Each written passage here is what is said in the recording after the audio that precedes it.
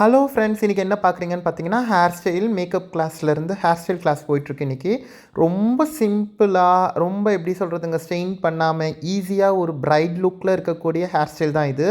So யார் வேணாலும் இந்த ஹேர் ஸ்டைல்ஸை பண்ணலாம். மேல் தான் பண்ண முடியும், ஃபீமேல் தான் பண்ண முடியும் அப்படின்றது கிடையாது. பட் நான் இந்த ஹேர் ஸ்டைலுக்கு ஸ்ப்ரேஸ் எதுவும் யூஸ் பண்ணல. அதனால தான் சைடில் வந்து உங்களுக்கு அந்த ஸ்ப்ளிட் ஹேர்ஸ் தெரியுது.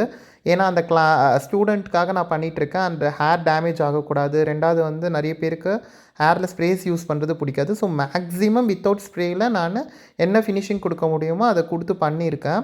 அண்டு கிளாஸ் அப்படின்றதுனால அந்த பெண்ட் எப்படி எடுக்கணும், கர்வ் எப்படி எடுக்கணுன்றதை பற்றின டெக்னிக்ஸ் அவங்களுக்கு சொல்லிவிட்டு நான் இதை பண்ணியிருக்கேன்.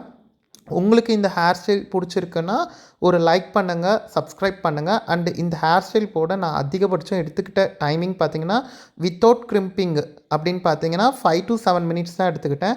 வித் கிரிம்பிங் அப்படின்னு பார்த்தீங்கன்னா ஒரு 20 மினிட்ஸ் கணக்கு வருங்க.